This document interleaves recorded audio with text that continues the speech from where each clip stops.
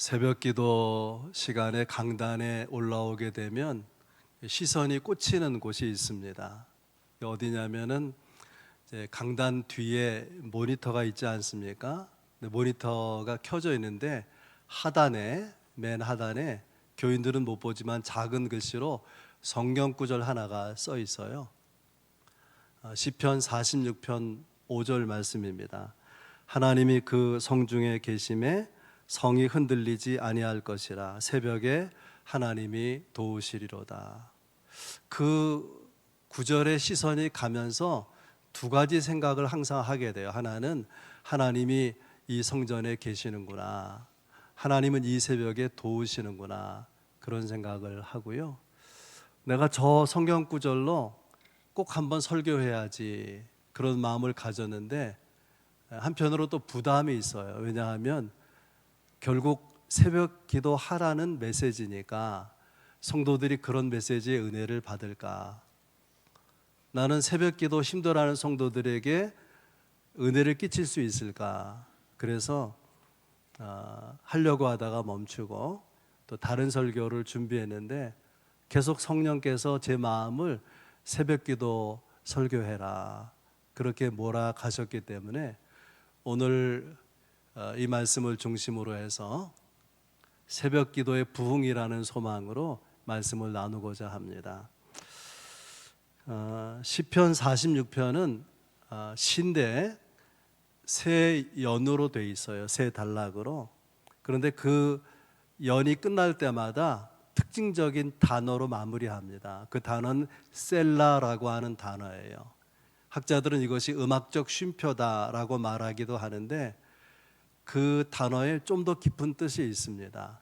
셀라는 명사인데 동사형으로는 살랄이고, 살랄의 뜻은 들어올리다, 높여드리다, 그런 뜻이에요. 이것을 의역하자면은 찬양을 드린다, 그런 뜻이 있습니다. 그렇게 볼 때에 이 세 연이 끝날 때, 한 연이 끝날 때마다 이 셀라, 살랄이 붙는다고 했잖아요. 첫 번째 연 1절에서 3절까지는 하나님께서 우리를 두려워하지 않게 하실 것이기에 찬양합니다, 셀라. 두 번째 연 4절에서 7절까지는 하나님이 도와주실 것이기 때문에 찬양합니다, 셀라. 8절에서 11절 마지막 연은 구원을 베푸실 것이기 때문에 찬양합니다, 셀라. 그렇게 되어 있습니다. 이 아름다운 시가 어떤 역사적 정황 가운데서 쓰여지게 된 것인가 하면은요, 주전 701년경에 이스라엘 북쪽에 아수르라고 하는 제국이 있는데 사네립 아수르 왕이 유대를 침공했습니다. 그래서 예루살렘이 완전히 포위돼 버렸어요. 유대 나라 왕 히스기야가 얼마나 기가 막힙니까? 나라가 멸망 직전에 있는데 그 성전으로 들어가면서 사람을 이사야 선지자에게 보내요. 이렇게 말합니다. 내가 지금 성전에 기도하기 위해서 들어가는데 나라가 이렇게 어려우니 선지자 당신도 나라를 위해서 기도해 주십시오. 히스기야 왕이 굵은 베옷을 입고 금식하면서 성전에 들어가 밤새 부르짖어 기도합니다. 그러다가 아침이 밝았어요. 새벽이 된 것이죠. 눈을 떠 보니까 예루살렘 도성을 둘러싸고 포위하고 있었던 아람 군대가 하나도 보이지 않는 거예요. 성경 표현대로는 다 송장이 되어버린 것입니다. 다수가 죽고 아수르 군대는 퇴각을 하고 아수르 왕 사네립도 자기 나라 아수르 수도 니느웨로 돌아가게 되고요. 어느 날 이 사네립이 자기들이 믿는 그 신전에 엎드려서 기도하는데, 엎드려 있는데 좀 기가 막히게도 사네립 왕의 두 아들이 칼을 빼가지고 아버지 목을 친 거예요. 그래서 거기 시해를 당하고 왕이 바뀌게 되죠. 히스기야는 성전에 가서 기도한 것뿐인데 하나님께서 놀라운 기적을 일으키신 것입니다. 그래서 오늘 여러분과 더불어서 하나님은 우리를 위해서 기적을 일으키시는데 그 기적이 어디서 오는 것이냐? 세 가지로 나눠서 말씀을 묵상하려고 그래요. 첫째는 하나님의 함께 하심, 둘째는 하나님의 도우심, 셋째는 하나님께서 피난처 되심. 거기에 기적이 있다 그 말이에요. 첫 번째, 하나님의 함께 하심. 이 시인이 이 시편 46편을 우리가 읽어보면 극도로 어려운 상황 가운데 놓여 있는 것을 볼 수 있어요. 1절에는 환난 중에 있다. 2절 산이 흔들린다. 3절 바닷물이 솟아나고 뛰논다. 고통을 비유해서 말한 것인데 삶의 고통이 쓰나미처럼 밀려 들어오는 상황 가운데 놓여져 있습니다. 그런데도 불구하고 놀랍게 첫 번째 연이 끝나는 3절 끝에 이렇게 마무리하죠. 우리는 두려워하지 아니하리로다. 어떻게 그렇게 쓰나미처럼 고통이 밀려오는 상황에서 두려워하지 않을 수 있었을까? 하나님에 대한 믿음 때문이죠. 정말 우리가 하나님을 믿는다면 하나님께 기도하게 될 것이고요. 하나님께 기도하면 하나님은 그 기도를 들으시고 응답하시고 우리를 두려움의 상황 가운데서 벗어나게 하실 것입니다. 여러분, 우리가 하나님을 믿는다고 하면서도 여전히 두려움 가운데 있고 여전히 우리가 낙심 가운데 있다고 한다면 이유가 뭘까요? 진지하게 하나님을 믿고 있지 못하다는 반증인 것이죠. 어떻게 하면 우리는 이 시인처럼 그런 담대한 믿음을 가질 수가 있겠습니까? 핵심은 하나님의 함께 하심에 대해서 눈뜨는 거예요. 하나님의 함께 하심. 그래서 이 짧은 시편에 두 번이나 7절과 11절에 하나님이 함께 하신다라고 말하고 있어요. 여호와께서 우리와 함께 하시니. 그래서 이어지는 구절이 와서 보라는 내용이 8절에 나와요. 와서 여호와의 행적을 볼지어다. 그가 땅을 황무지로 만드셨도다. 우리가 믿는 하나님은 저 구름 너머 저 하늘 저 멀리에서 그냥 우리를 바라만 보고 계시는 분이 아니고 고난당하는 환난 가운데 있는 하나님의 백성, 자기 백성을 찾아오셔서 구체적으로 함께 하시고 그 위경에서 구원해 내시는 하나님 위대한 행동을 하시는 위대한 역사를 나타내시는 분이라고 하는 거예요. 그 하나님을 와서 보라. 하나님의 위대한 역사하심을 와서 보라고 하는 것입니다. 하나님 우리와 함께 하실 뿐 아니라 그 놀라운 역사로 우리를 구원하시는 분이라면 우리가 두려워할 이유가 없지 않겠습니까? 우리에게 필요한 것은 그런 하나님이 나와 함께 하신다는 것을 굳게 믿는 것이고 그 하나님과 친밀함 가운데 거하는 거예요. 그래야 도우실 거 아닙니까? 하나님이 나와 함께 하시고 그 하나님과 내가 친밀하게 지내는 것은 우리 모든 삶의 문제를 해결하는 푸는 키와 같아요. 여러분의 이 키가 있기를 바랍니다. 그러면 어떻게 하면 하나님과 친밀할 수 있을까? 여러분, 누구와 친밀하다는 의미는 뭘까요? 거리가 가까운 거죠. 그리고 바라보고 있는 거 아닙니까? 하나님과 친밀하게 원하시면 시시로 주님을 바라보시기를 바랍니다. 그분과의 거리를 좁히고 그분 앞에 엎드려 기도하세요. 그러면 친밀함을 누리게 될 것입니다. 우리가 하나님께 다가서서 하나님과 친밀함을 누릴 수 있는 가장 좋은 시간이 언제냐? 새벽 기도 시간이죠. 새벽 기도 시간. 물론 새벽 기도하기 어려운 성도들의 상황을 충분히 이해합니다. 우리의 문화, 우리의 생활 모습은 너무나 밤에 늦게 잠자리에 들죠. 자녀들, 공부하는 자녀들은 학교 갔다가 끝나고 곧장 집으로 오는 것이 아니라 학원에 가고 과외를 하고 오니까 밤 늦게 들어오게 되죠. 그 부모가 깨어 있어야 되잖아요. 그러니까 잠자는 시간이 늦어지는 것이고 또 우리 교인들 중에는 교대 근무하는 교인들도 많죠.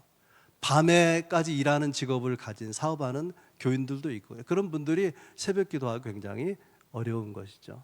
여러분 그래도 생각해 보셨습니까? 우리가 믿는 하나님은 우리가 늦게 잠자는 것을 알지만 우리 문화가 새벽에 나오기 어렵다는 것을 아시지만은 새벽에 깨어서 성전에 와서 기도하기를 하나님이 원하신다. 그 마음을 아시냐 그 말이에요. 그 마음을 아시는 예수님께서는 새벽에 기도하셨습니다. 마가복음 1장 35절, 새벽 아직도 밝기 전에 예수께서 일어나 나가 한적한 곳으로 가사 거기서 기도하시더니. 왜 한적한 곳으로 가셨을까요? 기도에 집중하기 위해서. 한적한 곳으로 나아가 기도하시면서 하나님의 세미한 음성을 듣는 거죠. 그렇게 듣게 된 음성이 예수님에게 힘으로, 능력으로 작동하는 것 아니겠습니까? 예수님의 새벽 기도, 아침 이른 시간에 기도의 모범을 따라서 많은 그리스도인들이, 우리의 믿음의 선배들이 그렇게 새벽에 엎드려 기도했고, 한국교회 부흥이라고 하는 놀라운 이 한국교회 성장의 기적을 이루어낸 것 아니겠습니까? 지금은 수가 많이 줄었지만은 지금도 하나님의 은혜를 사모하는 사람들은 새벽에 나와 엎드리죠. 여러분, 한 해가 지나고 이제 2020년 새해를 우리가 맞이하지 않았습니까? 이 한 해를 새벽 기도와 함께 여러분 승리하고 싶지 않으십니까? 여러분이 첫 번째 드리는 말씀, 하나님의 기적은 어디서 오느냐? 우리와 함께 하신 하나님, 그걸 만날 수 있는 가장 좋은 시간은 새벽 시간이라 그런 뜻입니다. 두 번째, 하나님의 도우심.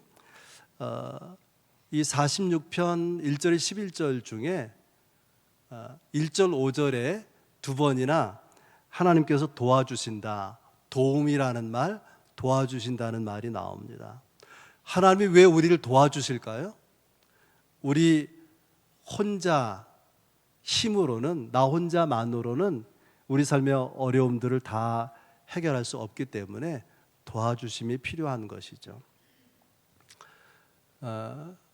세 가지 방향의 도움을 생각해 볼 수 있어요. 가장 기본적인 것은 내가 나를 돕는 거예요. 내가 나를 돕지 않은데 남이 나를 도와주겠습니까? 그러니까 삶을 힘이 있게 일구기 원하는 사람, 일으키기 원하는 사람이라면 자기 삶에 열심히 있어야 돼요. 자기 삶에 성실함과 최선을 다하는 노력이 있어야 되는 것이죠. 스스로 자기를 도와야 되는 거예요. 그러나 그것만 가지고 어려운 세상을 이겨나갈 수가 없는 것이죠. 사람들의 도움이 필요한 것입니다. 그래서 첫째는 내가 나를 이렇게 세기 위해서 돕지만은 이웃의 도움이 필요하다는 거예요. 나하고 아무 관계도 없는 사람이 나를 도울 리가 없잖아요. 그래서 이렇게 도움을 주기도 하고 받기도 하는 관계를 만들어 나가는 것, 그것을 성경은 지혜라고 말하는 것입니다.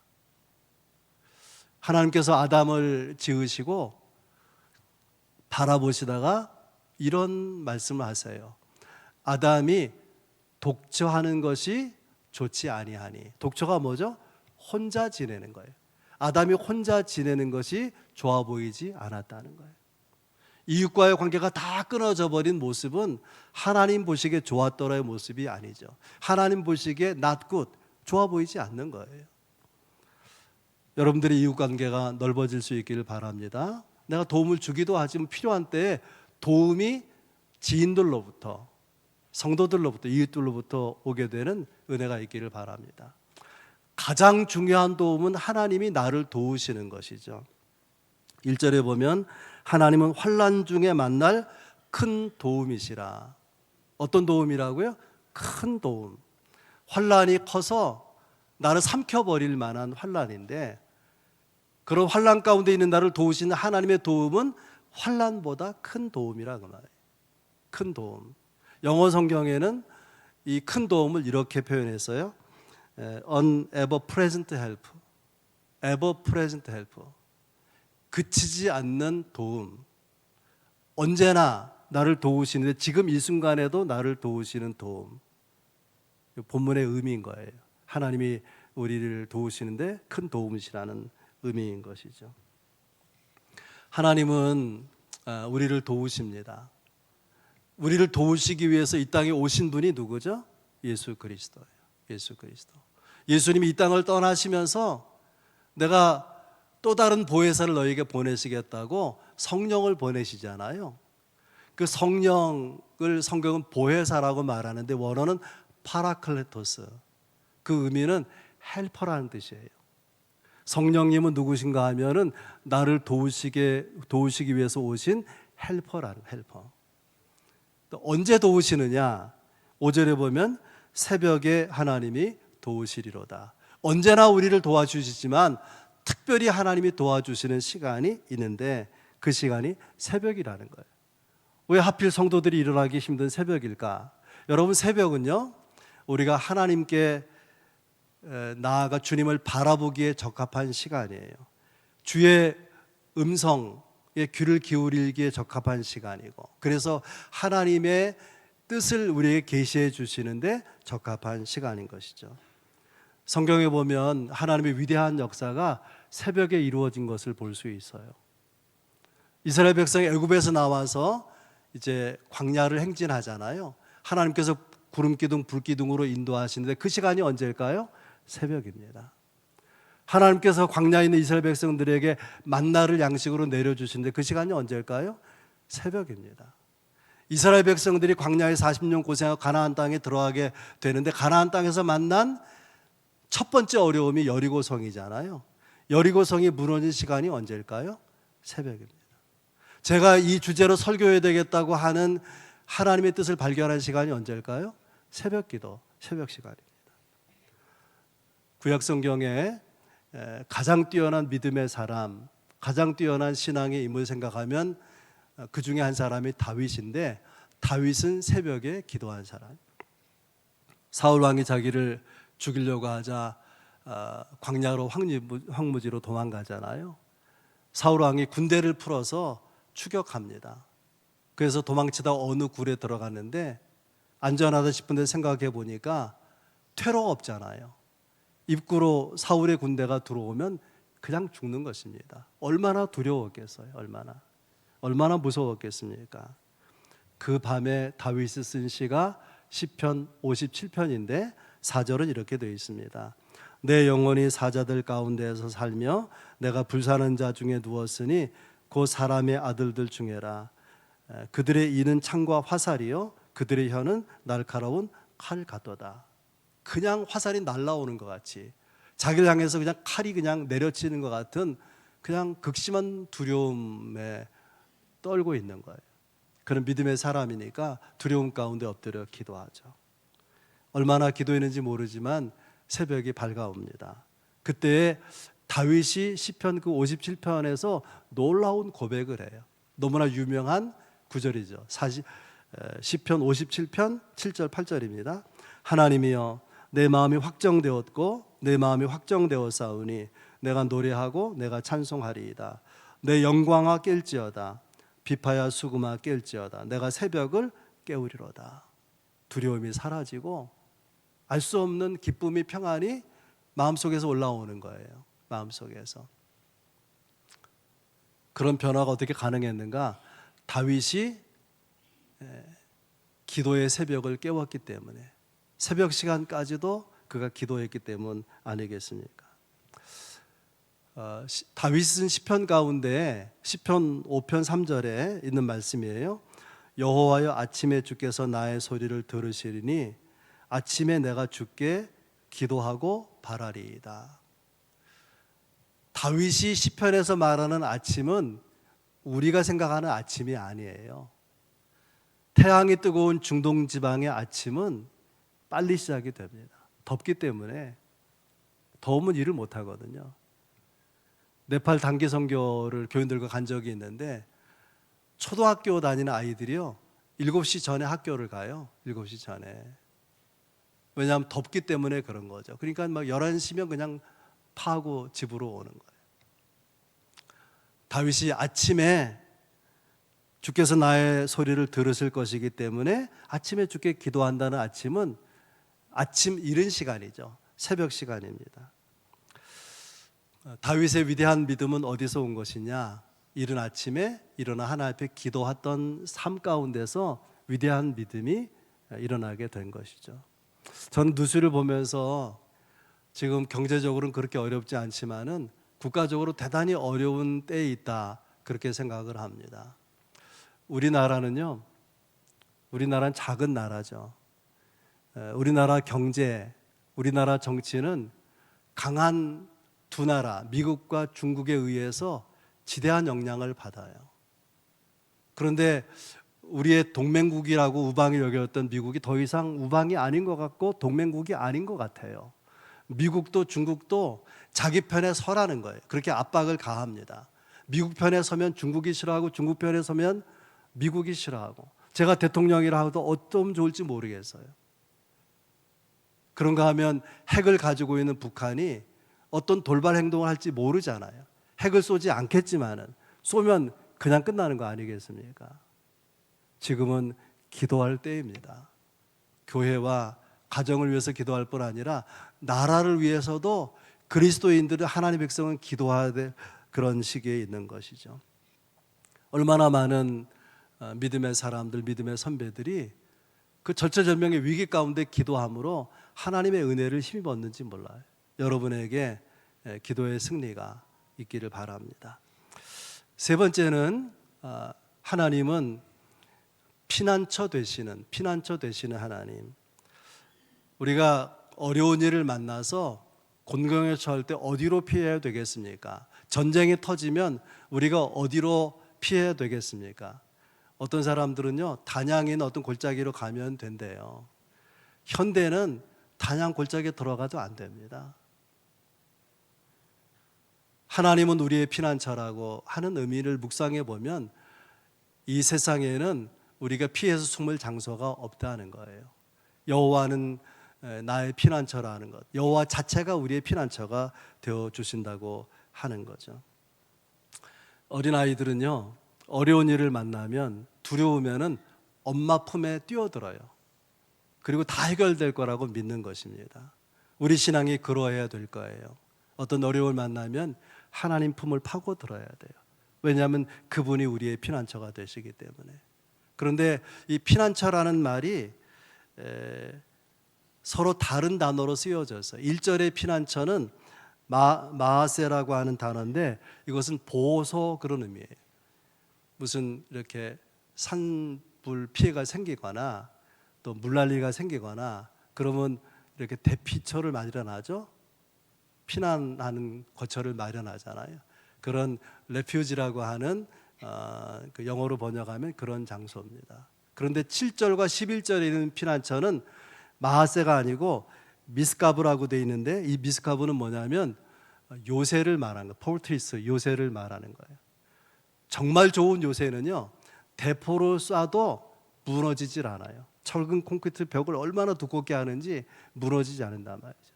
그런 요새가 우리나라도 있고 미국도 있고 그래요. 어지간한 포를 쏴서는 무너지지 않는단 말이죠. 다윗이 두려움 가운데서, 환난 가운데서 또 오늘 시인이 묵상하고 있는 여호와가 나의 피난처라고 하는 것은 뭐냐면, 처음에는 내가 어디로 피하면 좋은가 장소를 생각했는데 그분이 하나님이신 것을 생각하면서 그분이 나의 피난처가 되면 마치 요새 안에 내가 피한 것과 같다, 그런 생각을 하는 거죠. 우리의 피난처가 되신 하나는 어떤 하나님인가? 이 시인은 두 가지 하나님 모습을 말하는데요. 첫째는 만군의 여호와. 이 만군의 그 말은 전쟁을 의미하는 거죠. 대적과 싸워서 다치고 죽게 되는 그런 전쟁터에서 우리를 구원해 내시는 하나님, 만군의 여호와. 전쟁에 승리를 주시는 여호와, 전지전능하신 여호와. 여러분, 우리는요, 우리 힘으로 우리의 인생을 다 일으켜 세울 수 없습니다. 도우신 하나님의 절대적인 만군의 여호와의 힘이 우리를 결정적인 위기에서 구원해내지 않겠습니까? 시인이 묵상하고 있는 하나님, 그분이 만군의 여호와가 나의 피난처가 되면 안전하다, 그 말이죠. 두 번째 이미지는 야곱의 하나님. 야곱이라는 개인의 이름이 나중에 이스라엘 국가 민족의 이름이 되잖아요. 근데 그 개인의 이름 야곱을 여러분 생각해 보세요. 야곱은 정말 인생에 고난이 많았어요. 자기 잘못이지만 형과 아버지를 속였다가 형이 분노하고 죽이려고 추적하잖아요. 그런가 하면은 외삼촌 집에 20년 피난 생활하다가 돌아올 때에 베델로 직접 오지 아니고 세겜이라는 곳에 살기 좋으니까 머물렀거든요. 사랑하는 딸 디나가 성폭행을 당해요. 그래서 거기 떠나서 베델로 오는데 베델로 가는 길목에서 가장 사랑했던 아내 라헬이 죽어요. 아내와 사별하죠. 그런가 하면은 야곱은 12명의 아들을 두고 있는데 가장 사랑했던 아들이 요셉 아닙니까? 요셉에 대한 시기 질투 때문에 형들이 아버지에게 이렇게 말하는 거예요. 요셉이 짐승에게 찢겨서 죽였는데 이것이 그 요셉이 입었던 옷입니다. 찢겨진 옷을 보이는 거예요. 그 얼마나 많은 세월 아들이 죽은 줄 알고 눈물로 보냅니까?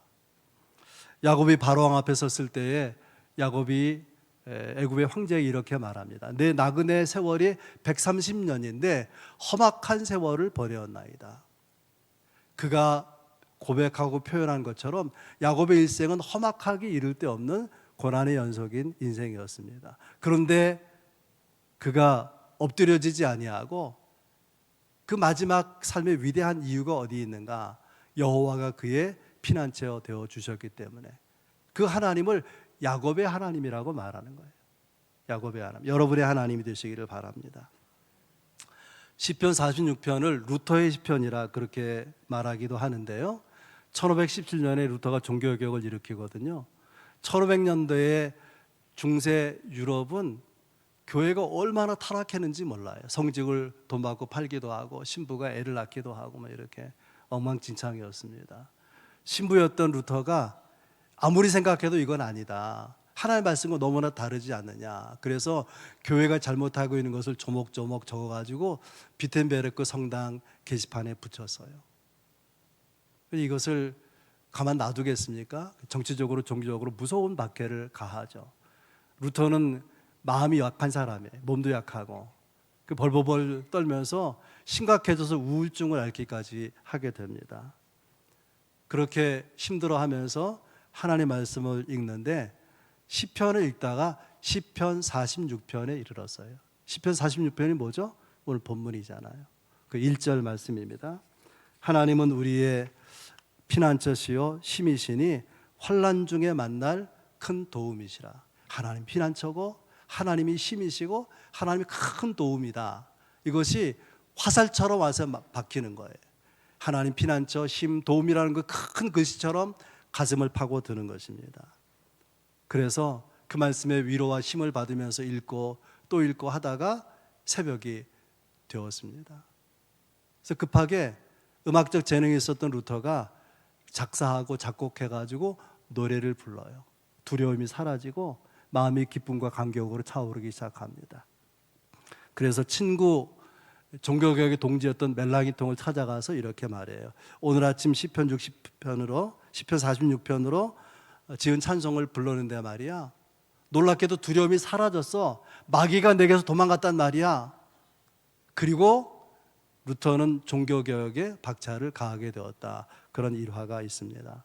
그때 루터가 이 시편 46편을 가지고 지은 찬송가가 우리 찬송가에 있어요. 찬송가 585장 내 주는 강한 성이여, 그 찬송입니다. 가사를 제가 일부 읽어보겠습니다. 내 주는 강한 성이여 방패와 병기 되시니 큰 환난에서 우리를 구하여 내시리로다. 2절 내 힘만 의지할 때는 패할 수밖에 없도다. 힘 있는 장수 나와서 날 대신하여 싸우네. 이 장수 누군가? 예수 그리스도 만군의 주로다. 당할 자 누구랴? 반드시 이기리로다. 우리가 기도로 새벽을 깨울 수 있다면, 새벽에 깨어서 기도할 수 있다면 하나님이 우리도 함께 하셔서 우리에게도 함께 하셔서 반드시 이기게 하실 것입니다. 예수님께서 예루살렘 성전에 가셨는데 너무 크게 실망하시죠. 왜냐하면 성전이 성전답지 않은 거예요. 너희가 내 집은 만민의 기도하는 집인데 강도의 소굴을 만들었다. 성전이 본래 뭐라는 거예요? 만민이 기도하는 집이라는, 만민이 기도하는 집. 여러분 기도하는 집으로 교회를 사용하십니까? 교회에 출입하십니까? 예수님의 제자들이 어떤 아버지의 부탁을 받아서 아들이 아주 흉악한 귀신에 들려서 물에도 불에도 뛰어드는데 좀 고쳐달라고. 고쳐주지 못했어요. 망신을 당하고 사람들이 다 떠나간 조용한 자리에 주님에게 나와서 묻습니다. 주님, 왜 우리는 주님처럼 귀신을 쫓아내지 못했습니까? 예수님의 대답이에요. 귀신을 쫓아내는 이런 능력은 기도 외에는 나갈 수 없느니라. 하나님이 쓰셨던 모든 위대한 사람들은 기도의 사람이었습니다. 한국교회 부흥의 비밀, 그것은 새벽 기도에 있었던 것이죠. 새벽에 일어나는 것이 힘들지만은 새벽에 모여서 기도할 때에 하나님이 역사하셔서 한국교회의 위대한 1907년에 부흥이 있고 이후에 부흥이 있었던 것이죠. 새벽 기도에 불이 붙어야 됩니다. 하나님의 교회는 성령 충만해야 되는 거예요. 우리 믿음의 선배들은 우리에게 성령 충만한 교회를 물려주었습니다. 새벽에 기도하는 교회를 물려주었습니다. 우리 다음 세대는 어떻게 될 것 같습니까? 우리는 우리 다음 세대에 성령 충만한 교회를 물려줄 수 있습니까? 새벽에 기도하는 신앙을 물려줄 수가 있겠습니까? 말씀을 정리하겠는데요, 오늘 본문 10절에 보면 이런 말씀이 나오죠. 너희는 가만히 있어 내가 하나님 됨을 알지어다. 이스라엘 백성이 홍해바 앞에 있을 때에 그냥 나아가면 바다에 빠져 죽고 뒤로 물러서면 애국 군대의 발에 밟히게 되는 상황. 그때 두려워하는 하나의 백성을 향해서 하나님이 가만히 있으라는 거예요. 가만히. 잘못하다가는 빠져 죽고 또 군대의 칼날에 베이게 되고 그러지 않습니까? 근데 이 가만히 있으란 말이 아무 일도 하지 말고 팔짱을 끼고 지내라 그런 말이 아니고요. 스스로 해결하려고 설치지 말고 가만히 있고 조용히 하나님 바라보고 하나님을 의지하고 기도하라는 거예요. 나를 바라고 기도하면은 내가 역사한다. 하나님이 역사하신다는 거예요. 우리가 역사하는 것은 대단해도 별게 아니지만 하나님의 역사는 파워풀한 에너지가 그 안에 있는 것 아닙니까? 놀라운 위대한 기적 역사를 우리 삶에 나타내실 것입니다. 비결은 기도에 있는 거죠. 기도. 내가 굉장한 역사를 하는 것이 아니라 가만히 엎드려 주 앞에 기도로 나아갈 때에 하나님 우리에게 능력을 베푸시는 것입니다. 여러분, 새벽에 기도함으로 하나님의 함께 하심, 하나님의 도우심, 하나님의 피난처 되심을 구체적으로 경험하는 그런 은혜가 여러분 가운데 있기를 주의 이름으로 축복합니다.